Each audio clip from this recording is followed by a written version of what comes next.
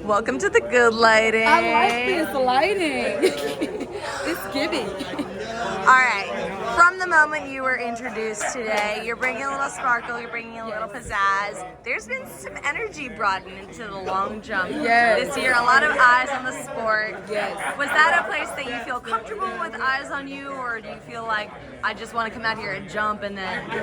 No, I think, I like the attention that it's bringing to the sport because I think the women's long jump, we raise so much attention. And so I've been embracing it, but understanding that there's a goal and we have the end goal of making a team and getting a medal. So I love that, more eyes are watching because they get to see the hard work we've been put in. Can you describe what you felt after each of the 6 jumps today? Yes. Well, one by one. Oh, well, it was very calm. The first one, I started cramping up. So I was like, okay, we cannot panic right now. So I told my coach, and we rushed and had some cream. So I was using a massage gun on my calves just to loosen up. And does that happen to you often? No. So this is like a first. But I've had a little issue the day before, with some little spasms in my leg. And so I kind of just had to understand to stay calm. And at this point, we need to place top 3. That was my main focus every jump, and every time I would jump, a cramp would come, and I had to understand we can't let the cramp stop us because it just takes one jump.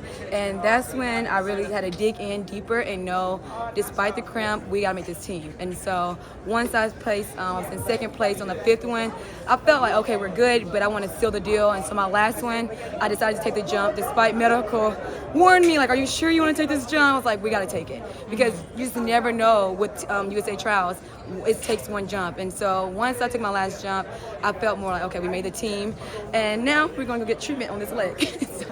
So when something like that hasn't happened to you ever before. No.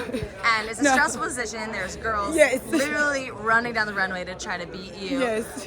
Where do you go mentally? I know when you first got a lot of attention when you made the Olympic team. Yeah. You had these affirmations. Now you're a much more confident athlete. You know you deserve to be here. You've competed on the world stage.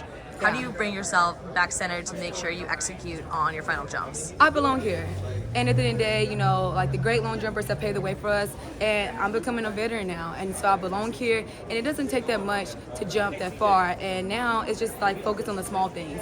I don't need to do extra, just execute your approach and you're gonna jump far. And so now I don't really get overwhelmed or stressed about the competition because I know my best will be enough regardless. And so today I really had to understand that a cue with the cramp is still gonna make this team regardless. It doesn't matter, just make the team. And that was my end goal, and I did it. How challenging has it been being an unsponsored athlete throughout this process? You've been proving yourself throughout the circuit. You've been doing, executing overseas as well. Yes. How challenging has that been? Has it been frustrating for you? Very frustrating, but then I see, I could go on social media and rant about it, but then that just causes more distractions. And so I just say, when it's my time, it's my time. I've proven myself. I've made every team. I've literally made all the teams. Literally finished season last year, #1 American long jumper, #4 in the world. I've been doing it all. The work is there, the hard work has been proven, and at this point, it's who ready to sponsor me? I got the looks, I got the personality, I'm competing great. I don't understand, but then I can't make my focus, rely on a sponsorship because I know my worth is bigger than that, and what's for me will happen. So I don't really let it, get me down because I love this sport because I have a passion for it and I love what I do. And I know the blessings will come afterwards. And with that consistency you've been showing time and time and again in meets, has that given you a little bit more comfort of, the sponsorship would be nice, but it's not something I need to continue in the sport right now? I feel like I've made it this entire time without a sponsorship.